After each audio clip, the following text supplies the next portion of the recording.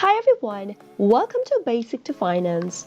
In today's video, I'm going to guide you through how to log in to Fortiva credit card account using your desktop. You can easily get access to your credit card account if you follow the instructions well, so keep watching the video till the end. Don't forget to subscribe to our channel if you've not yet. Also, press the notification bell icon so that you'll never miss another future update from us. Simply open up a web browser and in the web address bar at the top, type in www.fortivafinancial.com and press enter on your keyboard. You'll be redirected to the official website of Fortiva, which looks like this. Go to the right hand corner of the screen and type in your username that is associated with your credit card account in the field that appears at the top. Now head over to the next field and type in your password for your account. Make sure to type in your credentials correct if you'd like to log in without any kind of a problem or delay. In case you don't remember your username or your password, you can click on this link that says Forgot Password or Username beneath the sign in button. If you're not enrolled into your online access yet, click on this Not Enrolled Sign Up Now link and follow the instructions to register yourself.